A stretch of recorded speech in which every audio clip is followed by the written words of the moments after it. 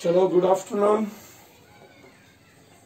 Thermodynamics topic हम देख रहे हैं और जो थर्मोडायनेमिक्स टॉपिक था उस थर्मोडायनेमिक्स टॉपिक के लिए लास्ट जो हमने आर्टिकल बताया था लास्ट लेक्चर में वो था relation between delta H and delta you.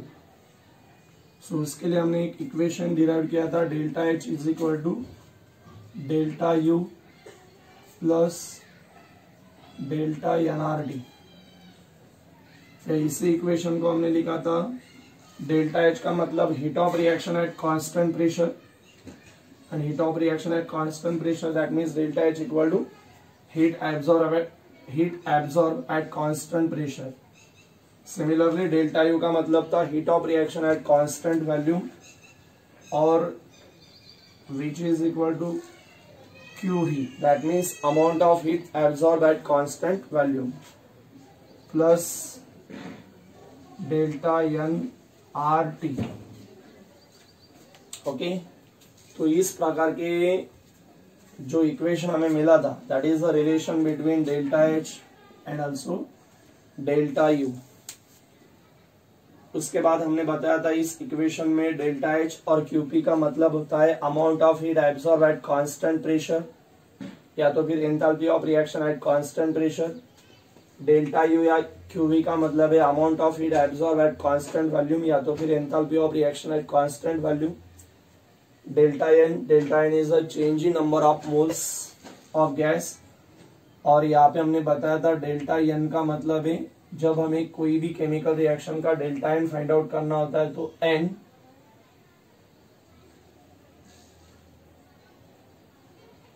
उस केमिकल रिएक्शन में जितने सारे नंबर ऑफ मोल्स रहेंगे gaseous product minus number of moles of gaseous reactants. सिर्फ उस केमिकल रिएक्शन में जो गैसियस फेज में रहने वाले प्रोडक्ट्स है उनके नंबर ऑफ मोल्स की हमें समेशन करना है, सम करनी है और उसी के साथ उस केमिकल रिएक्शन में रहने वाले जो रिएक्टेंट्स है उनके नंबर ऑफ मोल्स के हमें सम करनी है और प्रोडक्ट के नंबर ऑफ मोल में से रिएक्टेंट के नंबर ऑफ मोल्स वहां पे अगर सब्सट्रैक्ट कर दे तो हमें मिलेगा delta N that is change in number of moles for the chemical reaction. अभी इसके बाद इस टॉपिक में आगे हम बढ़ते ऑलरेडी ये जो कंसेप्ट है ये हम देखेंगे अभी work expansion for chemical reaction.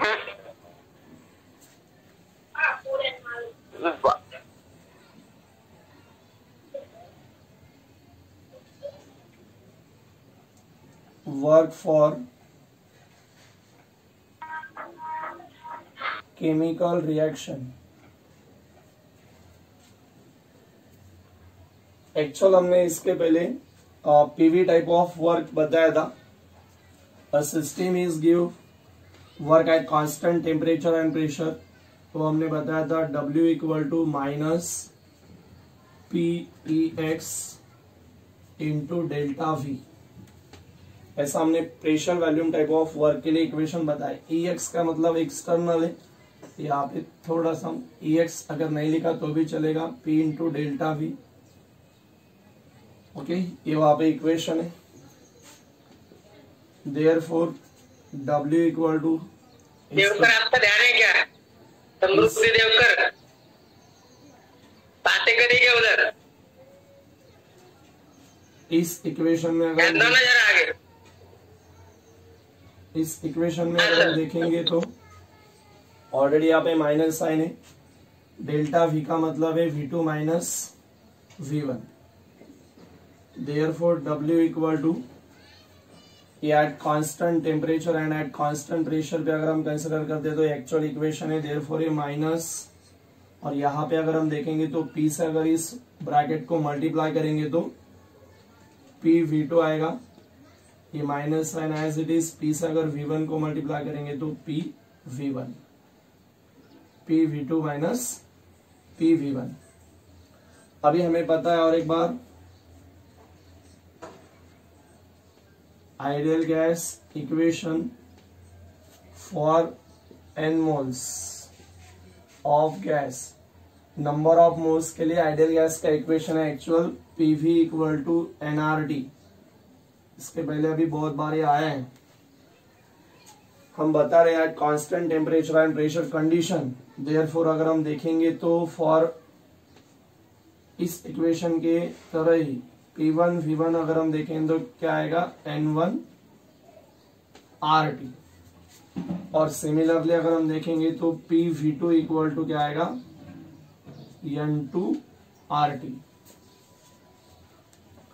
Suppose equation जो भी है फर्स्ट, उसमें अगर ये PV1 है तो PV1 का मतलब है वहां पे N1 RT, और ये PV2 है, PV2 का मतलब है वहां पे N2 RT। वो अगर वहां पे ऐड करते, वहां पे पुट करते, then W equal to a minus sign as it is PV2, तो PV2 इक्वल टू क्या है N2 RT माइनस PV1, तो PV1 इक्वल टू क्या है N1 RT। देयरफॉर ये माइनस साइन, तो ये माइनस है, सो एक ब्रैकेट में लिखते हैं हम N2 माइनस N1, क्योंकि RT हम यहाँ पे कॉमन लेंगे, सो इक्वल टू ये माइनस एज इट इज। अभी हमने बताया था N2 माइनस N1, N2 मतलब final number of moles, N1 means initial number of moles, तो ये आएगा डेल्टा N, उसके बाद RT। That is the equation for work जो ऑकर होता है इन केमिकल रिएक्शन। केमिकल रिएक्शन में अगर हमें वर्क डन फाइंड आउट करना है, केमिकल रिएक्शन में जो वर्क डन हमें मिलता है वो अगर फाइंड आउट करना है, 1-2 मार्क्स के लिए आपको क्वेश्चन आ सकता है कि derive the expression for work in chemical reaction. तो फाइनल इक्वेशन हमें मिला है W equal to minus delta N RT। Minus delta N का मतलब change in number of moles, R is the gas constant and T is the temperature. Okay, एक छोटा सा article उस टॉपिक में आगे वर्क फॉर केमिकल रिएक्शन के लिए, जो कल का हमने इक्वेशन बताया था उसके बेस पे। अभी अगर हम देखते हैं तो यहाँ पे कुछ कंडीशंस हमें देखनी है, जो ऑब्जेक्टिव फॉर्म में अगर कुछ क्वेश्चन आते हैं तो उसमें आपको सॉल्व करने में मदद आएगी। अगर हम देखते हैं अभी delta N change in number of moles की वैल्यू अगर ग्रेटर देन 0 रहेगी, लाइक एज अगर हम एक केमिकल रिएक्शन कंसिडर करते हैं यहाँ पे, सपोज यहाँ पे H2 gas plus Cl2 gas to form 2HCl gas, कुछ टाइप के रिएक्शन है। अभी हमें 3 कंडीशन बताने हैं, डेल्टा N लेस देन 0, और थर्ड कंडीशन है डेल्टा N इक्वल टू 0। इस केमिकल रिएक्शन का अगर हम ऑब्जर्वेशन करते हैं तो हमें पता है अभी डेल्टा N कैसे फाइंड आउट करना है। Delta N equal to summation of number of moles of gases product minus summation of number of moles of gases reactant. तो यहाँ पे अगर हम देखते हैं तो हमें, मैंने आपको पहले बता दिया है कि केमिकल रिएक्शन में जितने सारे रिएक्टेंट या प्रोडक्ट है वो सिर्फ गैसियस फेज में जो होंगे वही हमें यहाँ पे कंसिडर करना है, बाकी के जो फिजिकल स्टेट में रहेंगे वो हमें यहाँ पे कंसिडर करना नहीं है। यहाँ पे अगर हम देखते हैं तो यहाँ पे जो सिस्टम है और जो रिएक्शन है gases product, hydrogen chloride hydrochloric acid वहाँ पे प्रोडक्ट है और उसके 2 मोल्स है जो गैसेस स्टेट में, minus summation of number of moles of gases reactant. Gases reactant में अगर हम देखते हैं तो हाइड्रोजन प्लस क्लोरीन एक ऐसे मोल्स है यानी कि 2, और ये -2 यानी कि 0 आएगा। यानी इस केमिकल रिएक्शन में डेल्टा N की वैल्यू आपकी क्या रहती है 0। जब डेल्टा N इक्वल टू 0 रहेगा देन वहां पे सिस्टम किसी भी प्रकार का वर्क डन कैरी आउट करती नहीं, तो वर्क डन वहां पे क्या रहेगा 0। अगर कंडीशन इस केमिकल, अभी रिएक्शन हम बाद में देखने वाले हैं, बहुत सारे केमिकल रिएक्शन, जिस प्रकार के केमिकल रिएक्शन में अगर ए डेल्टा एन की वैल्यू ग्रेटर देन अगर 0 रहेगी तो वहां पे जो वर्क डन रहेगा वो वर्क डन निगेटिव साइन से हम रिप्रेजेंट करते हैं। ओके, और जिस प्रकार के रिएक्शन में delta N is less than 0, यानी डेल्टा एन की वैल्यू अगर 0 से कम रहेगी, यानी कि निगेटिव में रहेगी, माइनस में रहेगी, तो वर्क डन हम वहां पे पॉजिटिव साइन से रिप्रेजेंट करते हैं। तो 3 कंडीशन आपको याद रखने, if delta N is greater than 0 then actual negative का वर्क डन, हमने इसके पहले साइन कन्वेंशन बताया हमने, तो वर्क डन अगर नेगेटिव रहता है तो हमने बताया था work is done by system on surrounding और work carry out in the expansion. Okay, उसके बाद एक्सपांशन होता है, दैट मींस यहाँ पे डेल्टा वी पॉजिटिव रहेगा, delta V change in volume positive रहेगा, वॉल्यूम इंक्रीज होता है, लेकिन वर्क डन हम नेगेटिव साइन से रिप्रेजेंट करेंगे, so work done is negative. Delta N is less than 0 रहेगा, देन उसका मतलब है वहां पे वॉल्यूम ऑफ सिस्टम वहां पे डिक्रीज होता है, सो डेल्टा वी की वैल्यू वहां पे नेगेटिव रहेगी, लेकिन वर्क डन हम पॉजिटिव साइन से रिप्रेजेंट करते हैं। उसका मतलब अगर वर्क डन पॉजिटिव साइन का रिप्रेजेंट किया है तो work is done by surrounding on system. और जब किसी केमिकल रिएक्शन में डेल्टा एन की वैल्यू अगर 0 मिलती है तो वहां पे सिस्टम या सराउंडिंग किसी भी प्रकार का वर्क डन कैरी आउट करते नहीं है, therefore work done equal to क्या मिलेगा, 0। इसी के साथ ये कंडीशन आपको ध्यान में रखनी है, जब ऑब्जेक्टिव फॉर्म के कुछ क्वेश्चंस वगैरह आएंगे या आगे देखेंगे हम न्यूमेरिकल सॉल्व करते समय डेल्टा एम वगैरह कैसे फाइंड आउट करेंगे। ओके, यहां तक का आर्टिकल अपना इस टॉपिक में हुआ है। थर्मोडायनेमिक्स टॉपिक हम देख रहे हैं। इस थर्मोडायनेमिक्स में एंथैल्पी के रिलेटेड आर्टिकल हम देख रहे हैं। सबसे पहले हमने एंथैल्पी बताया था। एंथैल्पी यानी किसी भी सिस्टम में जो टोटल अमाउंट ऑफ हीट होती है उस अमाउंट ऑफ हीट को हम एंथैल्पी कहते हैं। Enthalpy is sum of internal energy and pressure volume type of energy, that is also called enthalpy. Enthalpy को रिप्रेजेंट करने के लिए हम कैपिटल एच इस लेटर का यूज कर दें।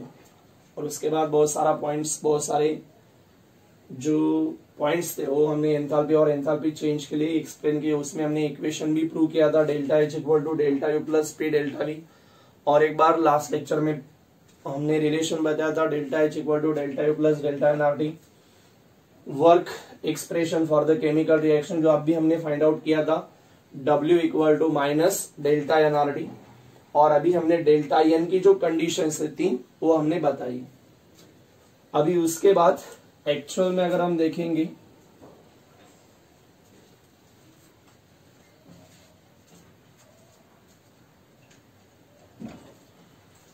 Delta H is equal to delta U, enthalpy change या heat of reaction equal to internal energy change. तो ये कंडीशन कब आती है, इस कंडीशन के लिए कौन कौन सी, या ये equal delta H equal to delta U होने के लिए कौन कौन सी कंडीशन वहां पे यूजफुल होती है, कौन सी कंडीशन वहां पे रिक्वायर्ड होती है, ये हमें बताना है। तो सबसे पहले अगर आपको क्वेश्चन आता है और 1-2 मार्क्स के लिए, what are the conditions for the delta H equal to delta you.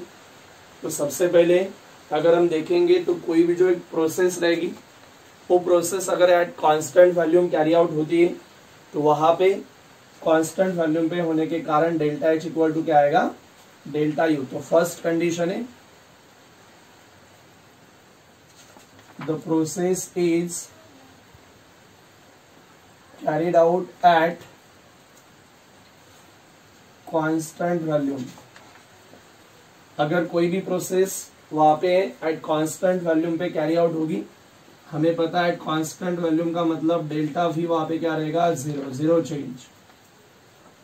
Then the relation था अपने पास delta H is equal to delta U plus P into delta V. ये इक्वेशन ऑलरेडी हमने इसके पहले बताया। तो इस इक्वेशन में एक्चुअली जो डेल्टा वी है, ये प्रोसेस अभी at constant volume carry out हो रही है, तो कांस्टेंट वॉल्यूम मतलब डेल्टा वी वहां पे क्या रहेगा, 0। Then delta H is equal to delta U plus P into क्या आएगा यहाँ पे 0। Therefore delta H is equal to delta U, ये डायरेक्ट 0 आएगा। Therefore condition delta H equal to क्या आएगा, delta U. Internal energy change equal to enthalpy change. ये condition कब आई है, जब वो जो भी सिस्टम है उस सिस्टम की इस प्रोसेस में कैरी आउट होती है एट कांस्टेंट वॉल्यूम। अभी तो जो प्रोसेस होती है वो प्रोसेस एट कांस्टेंट वॉल्यूम अगर कैरी आउट होती है तब वहां पे कंडीशन मिलेगी हमें delta H equal to delta U. Okay, so if the process is carry out और takes place at constant volume, then at constant volume delta V equal to 0. The enthalpy change is given by enthalpy change का equation हमारे पास है delta H equal to delta U plus P delta V. Therefore delta H equal to delta U plus P into delta V हमें पता है यहाँ पे since कितना होता है 0. Therefore delta H equal to delta U plus P into 0 का मतलब 0. Therefore delta H equal to क्या आएगा, delta U. सेकेंड कंडीशन है, जब कोई भी जो प्रोसेस होती है या जो भी केमिकल रिएक्शन होती है उस केमिकल रिएक्शन में जो ऑड रिएक्टेंट्स एंड प्रोडक्ट्स होते हैं वो अगर उनके सॉलिड या लिक्विड स्टेट में रहेंगे अदर देन गैसेस स्टेट, अगर गैसेस स्टेट में नहीं रहेंगे, ऑल जो रिएक्टेंट या प्रोडक्ट उस केमिकल रिएक्शन में एक तो सॉलिड या लिक्विड स्टेट में, एक्वायस स्टेट में अगर प्रेजेंट होते हैं, तो हमें पता है कि जो वॉल्यूम चेंज होता है वो ज्यादा से ज्यादा, सबसे ज्यादा वॉल्यूम चेंज किस प्रोसेस में होता है, गैसेस सिस्टम में। सॉलिड और लिक्विड वहां पे क्या होता है, उसका जो वॉल्यूम है वो निग्लिजिबल चेंज होता है, उसको हम निग्लेक्ट कर देते हैं। सो और एक कंडीशन सेम यहाँ पे भी और एक बार अगर हम देखेंगे, in if the chemical reaction contain all reactant and product are in their solid or liquid state, then there is the delta V is 0 और change in volume is the negligible। और आपको पता है उसके बाद change in volume negligible, अभी ये पूरा लिखता नहीं, डायरेक्टली आपको समझ में आएगा सेम इसी कंसेप्ट पे। डेल्टा H इक्वल टू क्या आएगा, delta U। So first condition हमने बताई है, delta H equal to delta U आने के लिए पहली कंडीशन कि उस प्रोसेस, जो भी प्रोसेस रहेगी वो प्रोसेस कब होनी चाहिए, एट कांस्टेंट वैल्यू। या तो फिर हमने सेकेंड नंबर की कंडीशन यहाँ पे बताई है, जो प्रोसेस, जिस प्रकार के प्रोसेस में या जिस प्रकार के केमिकल रिएक्शन में अगर ऑल टाइप के रिएक्टेंट और प्रोडक्ट, जितने सारे रिएक्टेंट और प्रोडक्ट वहां पे इन्वॉल्व होते हैं वो अगर उनके सॉलिड और लिक्विड फॉर्म में होंगे तो वहां पे चेंज इन वॉल्यूम नेग्लिजिबल रहेगा, बहुत छोटा रहेगा, नेग्लेक्ट कर देते। That means change in volume वहां पे 0 के आसपास रहेगा। इसके कारण वहां पे भी क्या होगा, delta H equal to delta U। So if in the chemical reaction all reactants and products are involved in their solid or liquid state, then delta H equal to क्या आएगा, delta U। थर्ड नंबर की condition, अभी मैंने एक reaction बताई थी, hydrogen gas plus chlorine gas to form 2HCl।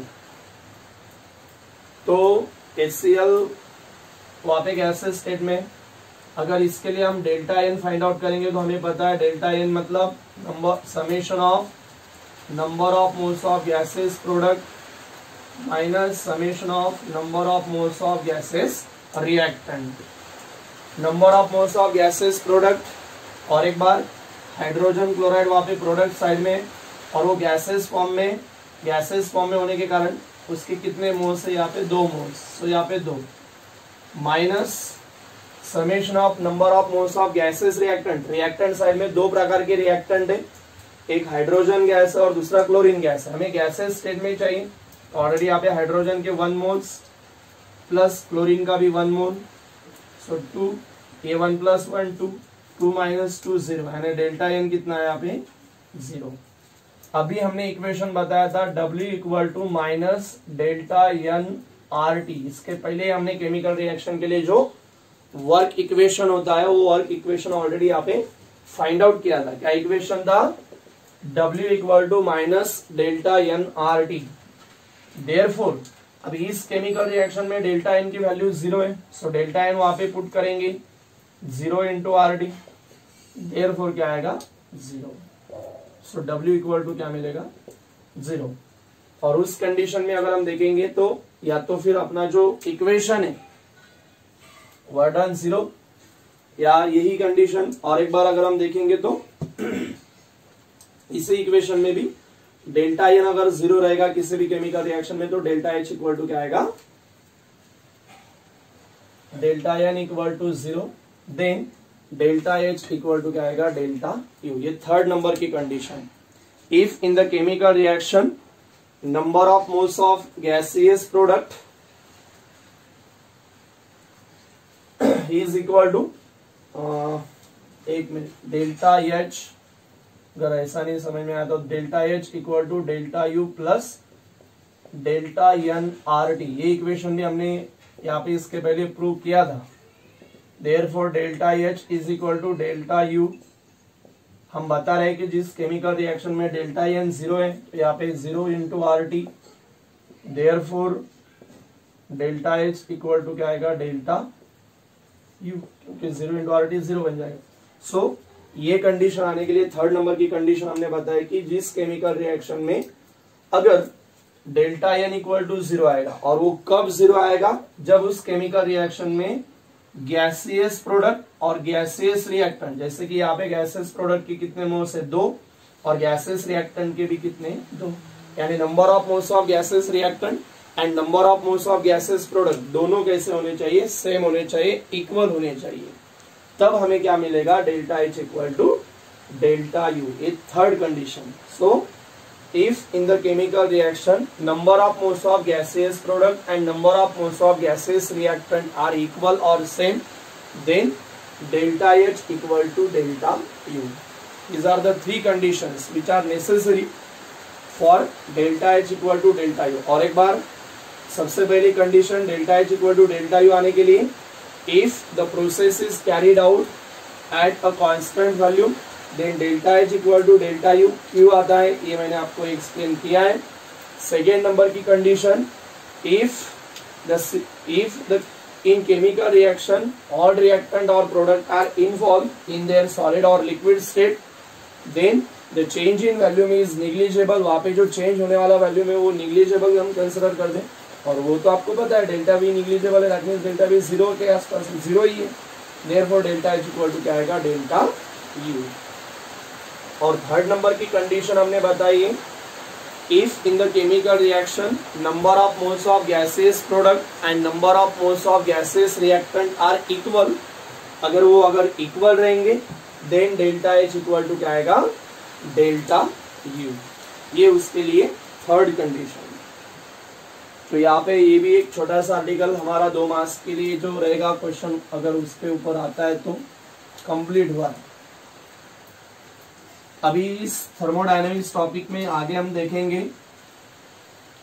Enthalpies of phase transition, यानी कि कोई भी जो सिस्टम होती है एक स्टेट से, एक फेज से दूसरे फेज में वो कन्वर्ट होती है, उसके लिए जो एंथैल्पी चेंज होती है उस प्रकार के एंथैल्पीज को हम क्या कहेंगे, enthalpies of phase transition, phase transformation. So आगे हमें कुछ एंथैल्पीज ऑफ फेज ट्रांजिशन वगैरह देखनी, कुछ डेफिनेशंस है।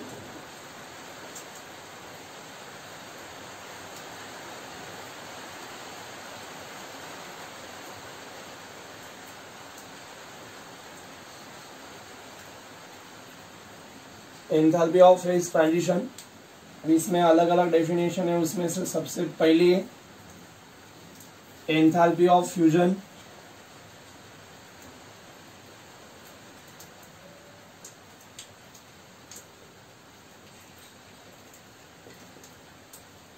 एंथैल्पी ऑफ फेज ट्रांजिशन में से पहली एंथैल्पी है एंथैल्पीज ऑफ फ्यूजन। फ्यूजन का मतलब कोई भी सॉलिड सब्सटेंस लिक्विड में अगर कन्वर्ट होता है तो उसको हम कहते हैं फ्यूजन, फ्यूज होना। तो जनरली उसके लिए एक डेफिनेशन एक्सप्लेन करने के लिए मैं एक एग्जांपल यहाँ पे कंसिडर कर रहा हूं। इस एग्जांपल में लाइक एज हमने H2O कंसिडर किया है, जो कि हम सॉलिड यानी कि आइस के फॉर्म में कंसिडर करेंगे। ये 1 मोल्स हमने लिया है। इस 1 मोल ऑफ सब्सटेंस को हम क्या करेंगे, एक हीट प्रोवाइड करेंगे। हीट प्रोवाइड करने के बाद उसका कन्वर्शन एक्चुअल किस में होगा, लिक्विड में। तो लिक्विड में कन्वर्ट हुआ है, यानी कि सॉलिड सब्सटेंस लिक्विड में कन्वर्ट हुआ है। तो जब कोई भी 1 मोल ऑफ सॉलिड सब्सटेंस उसके लिक्विड में कन्वर्ट होता है, लिक्विड स्टेट में कन्वर्ट होता है, उसके लिए जो एंथैल्पी चेंज होती है, condition constant temperature and constant pressure, तो डेल्टा एच यहाँ पे अगर हम देखेंगे तो practically 1 mole of solid substance are converted into its liquid state, तो ये वैल्यू है 6.01 किलो जूल पर मोल या मोल इनवर्स, और condition at 0 degree Celsius. Constant temperature कितना रखा है वहां पे 0 डिग्री सेल्सियस। 0 डिग्री सेल्सियस पे वैल्यू अलग आएगी फॉर वाटर के लिए। अगर हम 25 डिग्री सेल्सियस के लिए देखेंगे तो थोड़ी सी अलग आएगी, 100 डिग्री सेल्सियस के लिए देखेंगे तो अलग आएगी। तो इसीलिए हम यहाँ पे constant temperature without change in temperature and at constant pressure हम कंसिडर कर रहे हैं।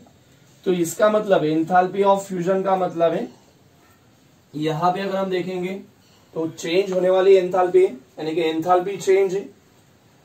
एंथैल्पी ऑफ फ्यूजन यानी क्या है, चेंज इन एंथैल्पी या एंथैल्पी चेंज। और कब चेंज हो रही है, जब कोई भी 1 mole of solid substance, water के अलावा हम दूसरा कोई भी सब्सटेंस कंसिडर कर सकते हैं, लेकिन जो कौन सा भी सब्सटेंस हम लेते हैं वो कौन से फिजिकल फॉर्म में होना चाहिए, उसके सॉलिड फॉर्म में। और जब वो 1 मोल ऑफ सॉलिड सब्सटेंस उसी के लिक्विड फॉर्म में चेंज होता है, condition without change in temperature, that means eight constant temperature and also at constant pressure, तो वहां के लिए जितनी सारी एंथैल्पी वहां पे चेंज होती है, उस चेंज होने वाले एंथैल्पी को हम क्या कहेंगे, उस 1 मोल ऑफ सब्सटेंस की एंथैल्पी ऑफ फ्यूजन। याद रखना है, अभी हम आगे देखने वाले हैं। डेल्टा एच की साइन यहाँ पे प्लस लिखिए, आगे हम देखेंगे। और इसके पहले आपका 10th स्टैंडर्ड में ऑलरेडी हुआ है एक्सोथर्मिक रिएक्शन, एंडोथर्मिक रिएक्शन वगैरह। तो कुछ प्रकार के केमिकल रिएक्शन में हीट इवॉल्व होती है, कुछ में एब्जॉर्ब होती है। अगर हीट एब्जॉर्ब होती है तो उसको हम एंडोथर्मिक रिएक्शन कहेंगे, और अगर हीट इवॉल्व होती है तो उसको हम एक्सोथर्मिक रिएक्शन कहेंगे। और एंडोथर्मिक रिएक्शन में डेल्टा एच की जो साइन रहेगी वो पॉजिटिव यानी कि प्लस साइन से रिप्रेजेंट करते हैं, और जो एक्सोथर्मिक रिएक्शन होती है उसमें जो डेल्टा एच की साइन रहेगी वो हम नेगेटिव साइन से रिप्रेजेंट करेंगे। आगे और डिटेल में हम देखेंगे। तो सबसे पहले हम यहाँ पे बता रहे हैं एंथैल्पीज ऑफ फेज ट्रांजिशन में सबसे पहली डेफिनेशन एंथैल्पीज ऑफ फ्यूजन। तो एंथैल्पीज ऑफ फ्यूजन का मतलब डेफिनेशन बहुत इजी है, यहाँ पे हम बताएंगे क्या है वो। Enthalpy of fusion means delta H है, और delta H means change in enthalpy या enthalpy change. The change in enthalpy किसके लिए चेंज हुई है, when 1 mole of solid substance is converted into its liquid state। कोई भी 1 mole of solid substance convert हुआ है उसके लिक्विड स्टेट में, लेकिन condition at constant temperature and pressure. Suppose यहाँ पे टेम्परेचर कांस्टेंट है, कितना है 0 डिग्री सेल्सियस, और pressure atmospheric pressure is suppose 1 atmosphere. Okay, so the enthalpy change when 1 mole of solid substance is converted into its liquid state at constant temperature and pressure is called as the enthalpy of fusion। जो enthalpy of fusion है उसको represent करने के लिए हम delta, ये जो fusion है फ्यूजन का FUS और बाद में H, actual delta H fusion का FUS ऐसा हम रिप्रेजेंट कर दें, लेकिन और थोड़ा सा मॉडिफाइड में इसके अलावा ज्यादा मोर अभी पॉपुलरली ये हम यूज करते हैं delta H fusion. Delta and H में उसका फ्यूजन का FUS वर्ड ऐड करेंगे। ओके, सबस्क्रिप्ट फॉर्म में डेल्टा की जगह हमने फ्यूजन का FUS लिखा है, सो it is denoted by delta FUS H। उसके लिए एक एग्जांपल हमने बताया। अभी आपको पता है यहाँ पे सब्सटेंस क्या है, सॉलिड से लिक्विड में कन्वर्ट हुआ है, तो उस प्रोसेस को हम क्या कहते हैं, फ्यूजन। लेकिन क्या होगा जब ये लिक्विड सब्सटेंस सॉलिड में कन्वर्ट होता है, तो उस सब्सटेंस को हम क्या कहते हैं, कोई भी लिक्विड, यानी कि लाइक एज अगर हम वाटर रखेंगे फ्रीज में, ऊपर के कंटेनर में है कि नहीं, फ्रीजर में, तो क्या होता है उसका आइस में कन्वर्ट होता है, तो उसको हम क्या कहते हैं, फ्रीजिंग, फ्रीज होने की प्रोसेस। तो जो फ्यूजन प्रोसेस है उस फ्यूजन प्रोसेस की जो रिवर्स प्रोसेस होती है वो एक्चुअल करेंगे फ्रीजिंग। तो इसमें एक सब डेफिनेशन है एंथैल्पी ऑफ, मेन डेफिनेशन है इसमें छोटा सा फ्रीजिंग। तो डेफिनेशन और एक बार सेम, ये एग्जांपल और एक बार मैं सेम ले रहा हूं। सिर्फ अभी फ्रीजिंग का मतलब है लिक्विड सब्सटेंस किस में कन्वर्ट हो रहा है, सॉलिड में।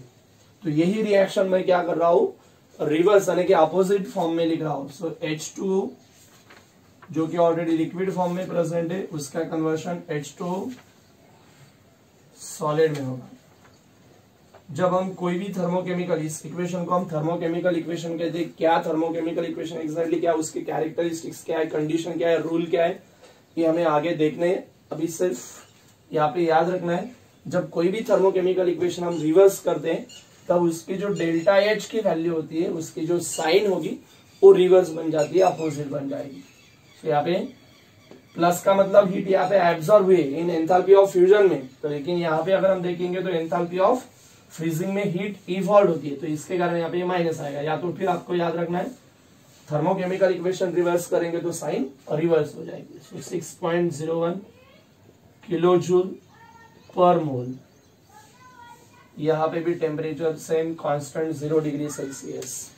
सो उसमें सब डेफिनेशन एंथैल्पी ऑफ फ्रीजिंग। तो एंथैल्पी ऑफ फ्रीजिंग में और एक बार हम डेफिनेशन बताएंगे।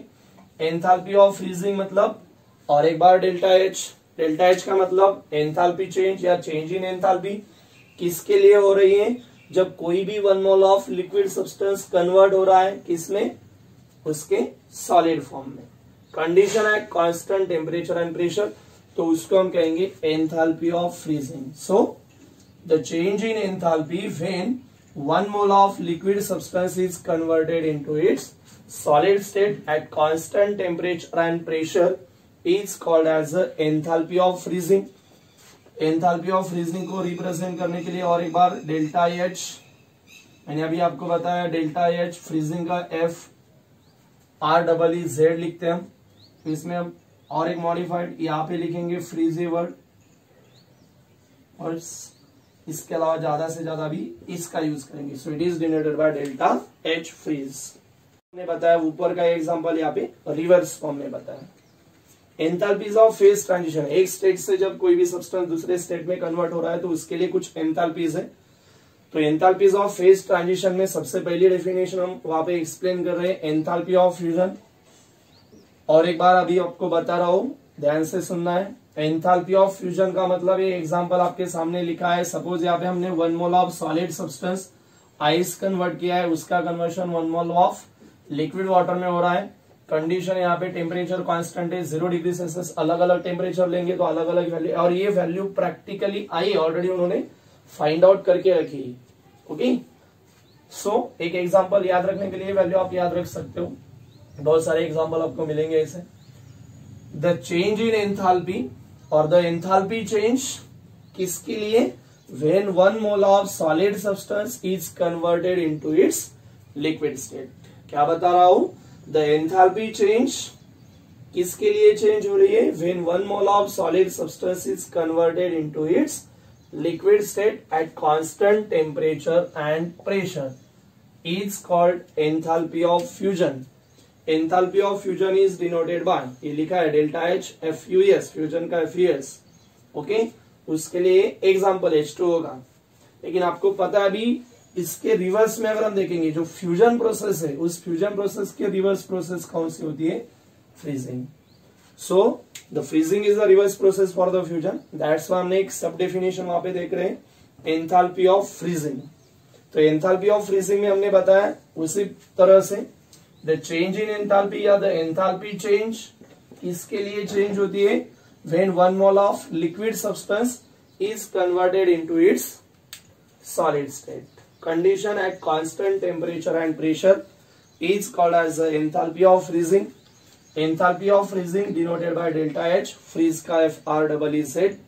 और उसके लिए वही एग्जांपल हमने रिवर्स फॉर्म में बताया। ओके, तो ये हुआ एंथैल्पी ऑफ फेज ट्रांजिशन का पहला main definition, enthalpy of fusion. हमें अभी आगे बताना है enthalpy of vaporisation, enthalpy of sublimation, बाद में एटॉमिक एंड मॉलिक्यूलर एंथैल्पी हमें देखनी है बाद में, तो वो आर्टिकल हम आगे देखेंगे। तो आज के आर्टिकल में हमने जो बताया है, सबसे पहले वहां पे हमने केमिकल रिएक्शन के लिए वर्क एक्सप्रेशन ऑलरेडी डिराइव किया है, जिसका इक्वेशन था W = -डेल्टा NRD ये याद रखना है। 2 मार्क्स का क्वेश्चन 2 साल पहले आया था इस पे वर्क डन फाइंड आउट करने के लिए। So W equal to minus delta NRT, that is the work expression for the chemical reaction. उसके बाद मैंने आपको डेल्टा एन की कंडीशन बताई है। Delta N change in number of moles, 3 condition, delta N greater than 0, then किसी भी chemical reaction में डेल्टा एन की अगर वैल्यू 0 से ज्यादा रहेगी देन वहां पे वॉल्यूम इंक्रीज होता है, और वॉल्यूम इंक्रीज होता है दैट मीन्स वर्क डन वहां पे एक्सपांशन में होता है। वर्क डन हम नेगेटिव साइन से रिप्रेजेंट करेंगे। डेल्टा एन लेस देन 0 रहेगा, डेल्टा एन लेस देन अगर 0 तो वहां पे वॉल्यूम वहां पे डिक्रीज होता है। वॉल्यूम डिक्रीज होता है मतलब वर्क डन वहां पे कॉम्प्रेशन में होता है। डिक्रीज होना है कि कॉम्प्रेशन, और कॉम्प्रेशन का वर्क डन हम पॉजिटिव साइन से रिप्रेजेंट करते हैं। And third condition delta N equal to अगर एग्जैक्टली 0 आता है तो therefore work done equal to 0। Work done हमें वापस सिस्टम या surrounding work done carry out करती नहीं। Delta N greater than 0 work is done by system on surrounding, delta N less than 0 work is done by surrounding on system, delta N equal to 0 no work is done by system और surrounding. और बाद में 3 condition मैंने इसके लिए बताई है। Delta H equal to delta U के लिए, delta H equal to delta U कब आएगा? तो पहली condition if process carry out at constant value, दूसरी if in the chemical reaction all reactants and product are involved in the solid and liquid state, then delta H equal to delta U आएगा। and last one if in the chemical reaction number of moles of gases reactant and number of moles of gases product are equal, ये equal होने के कारण delta N की value वहां पे 0 मिलती है, then delta H equal to delta U। ये 3 कंडीशन इसके लिए। और बाद में हमने बताया एंथैल्पीज ऑफ फेज ट्रांजिशन में से पहली एंथैल्पी ऑफ फ्यूजन। उसके आगे का आर्टिकल हम नेक्स्ट लेक्चर में देखेंगे।